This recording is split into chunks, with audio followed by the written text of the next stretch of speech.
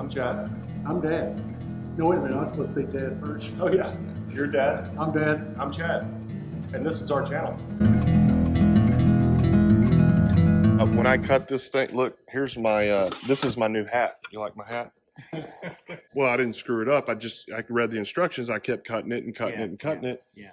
Where is our prop hub, Dad? Have you cut the second one already? I haven't bought it yet. Okay, all right. So I'm not sure how you've got that 10-inch hub, which sticks out, but everybody cuts them straight like this, and then you have, once you get that, then you have to build this thing that fills in the back, and it's nut plated in, and you got to take that on and off.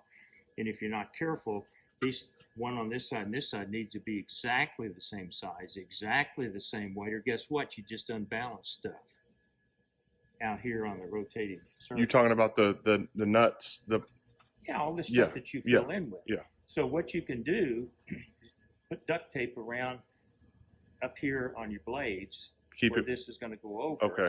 And then you can make this. You can just make this go in like that, and then you just flex it like this and pull it on the. Make sure you got duct tape there. You'll dig a hole into your fiberglass or the carbon fiber. And then once you get one off, you just slide the other one right off the edge. And then you don't have any of that Mickey Mouse stuff in there. And almost everybody, first builders, do that. You know, you're on a learning curve, and I think on about our fourth one we'll be perfect at it, right, Dad? Well, these things, I think it was $400 for another one of these things. She said she'd cut me a deal on it. Yeah, she'll cut you $20 for it. I've already had that on. You can buy it directly from Whirlwind. Can you? Yeah. What, already cut? Yes. It's already nut plated and it's already ready to go. Wasn't it, Dad? Yeah. How much was it? I don't know. I don't think it's in our situation. You did more talking to him than I did. Well, you might get it cheaper from them, and it probably. Well, it's already. I mean, if you get on Whirlwind's website, it's ready to go. Well, check their price versus what Shelly's going to be. I didn't ask Shelly yet, but I think they're around $450 and then another $100 for the carbon fiber. See, they've gone up from $400 to $550 just since I bought one a year ago. Well, Rand's is going to mark it up a little bit. That's how they make their money. Well, I understand all that. You know. Yeah. But if it's like this stick right here, Ray Allen. So we didn't buy this from Rand's, right? They wanted. I can't remember how much they wanted for it. Yeah. Well, I called Ray Allen to get. I needed that relay because you got to. I needed something, and I said, "Hey, how much is this stick?" And he's like, it was a lot cheaper, you know. And of course, they mark it up. That's how they make a living. They've got overhead, etc. Well, they've got the finish kit, so here's everything you need, and I understand. Yeah. So I bought it. I bought this directly from Ray Allen for. Anyway, I don't remember. You can get on their website and look. But. Yeah. And when we win the lotto, I'm going to buy another GDU 460. Why? It'll be the last thing that it's like the ice, the cherry on the top. Okay, I'm looking at you. Is this all the switches you're gonna have? Yep, that's it. So where is your fuse box and all that stuff? It's VPX. That's all. Oh, that's right. Okay, okay, yeah. And that's just it. Yeah, I was just mocking things up. You see where I wanted things. Now be careful about putting this stuff in here. You're going to end up chipping your powder coating if you're not real careful. With this stuff as sharp as it is and all that. You see when I got you. Yeah, once you nick it, it's nicked. And then you're potentially exposing raw steel. You need to come back and paint over it. Every nick you have, paint over it to seal it from oxidization.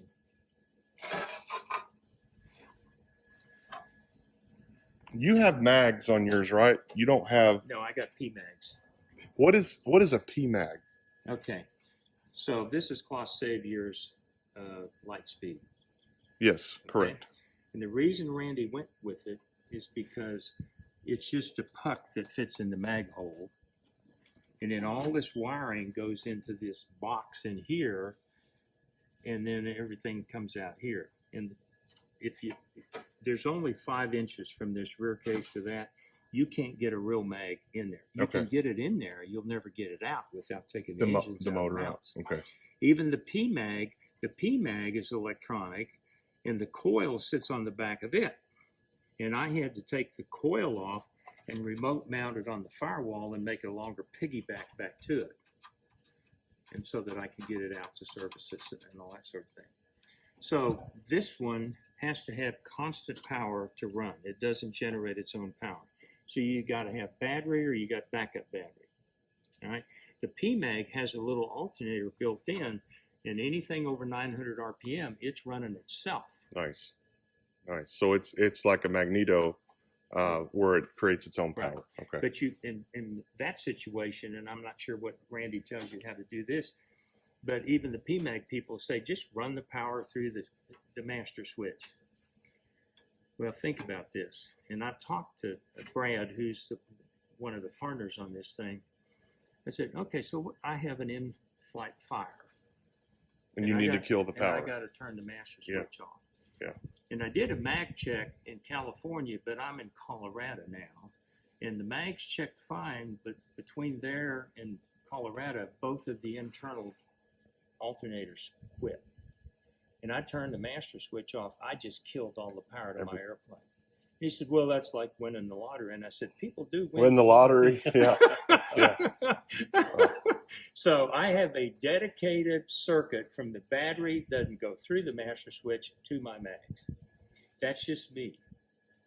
So we have a backup battery right here. Well, just think about the circuitry.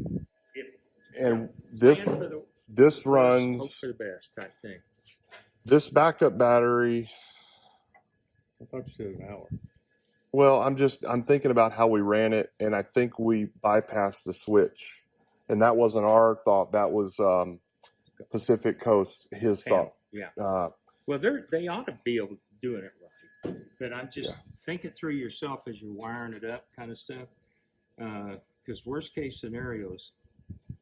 And then I gave you that list of all the components. Yes. You need to write every part number down. Yes. And the serial number, when you reorder, is not important. It is if you're going to get warranty service or something. But that way, because I've replaced in Idaho, at McCall, Idaho, on the ramp, an alternator and a high-pressure fuel pump. Okay. And that's just to prime the engine, right? Once it's primed, you got it started, you kill that pump, right? So in theory, you have a high wing airplane that should gravity feed. Sure. Right, but you got to go in a header box. Why did they do that? It's because before they did that, you're out in the boonies and you're camping out all night. The airplane's not on level ground. All the fuel drains out of this, goes across and overfills this one, and it all drains out the overflow bin. And you wake up the next morning and half your fuel is gone, and you can't get the other half over there. And now you got an airplane that's horribly out of balance. So this stops that. Makes sense. Okay. Yep. So now you basically have a low wing airplane because the fuel's coming from here. It's not gravity feeding. So that's why you got to have a pressure. Okay.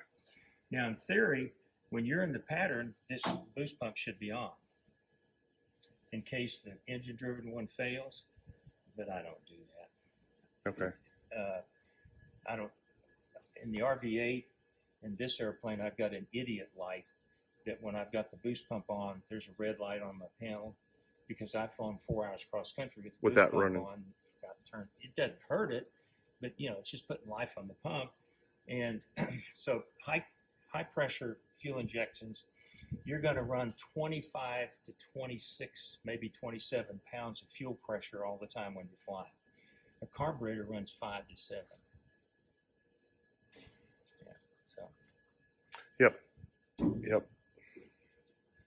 These vents are really high quality. I give Randy credit for those suckers. He has a guy that bought a plane from him that does the plastic, what do you call it, printer, and prints those for him. But I really like the way whoever designed it did a very well. My first one, good job. I got the plastic one from Vans, and after a few years, you can turn it. It won't stay closed. It won't stay open. It gets slopped in there. The plastic wore real quick. And then I bought the high dollar aluminum ones for the RV8 that I got now. And they work fine, but they're $200 a piece or some damn thing. So basically, get what you pay for. Sure. Yep. I try to tell people that in the roofing industry all the time. Well, this guy said he'll do it for $2,000 cheaper. I said, where do you think he's going to cut that corner for that $2,000? Yeah. I said, he's going to make the same as me. Yeah. Oh, I didn't think about that.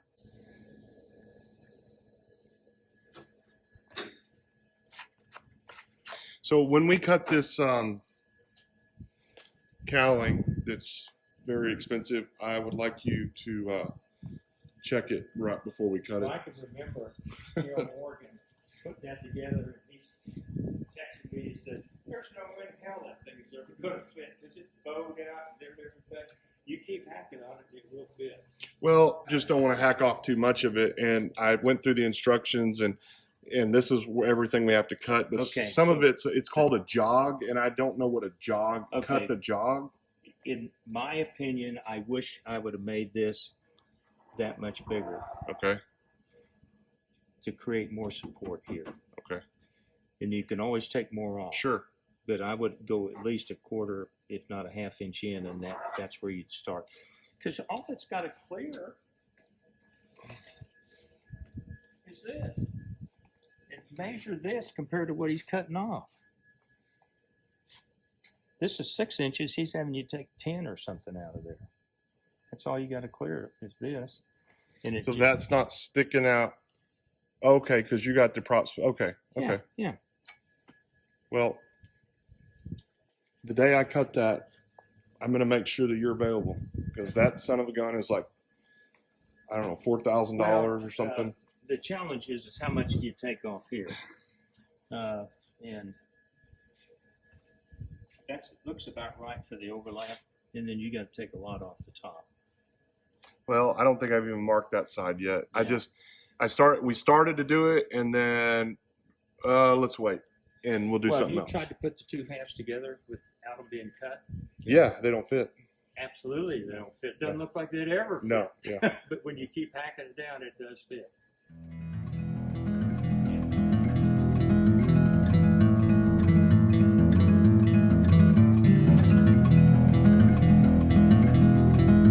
Hey guys, thanks for watching another episode of Dad and Chad. If you like this video, share it with your friends and give us a thumbs up, And never miss an episode of Dad and Chad by hitting that subscribe button. because we'll be back next Tuesday with another episode. Thanks again for watching Dad? and Chad.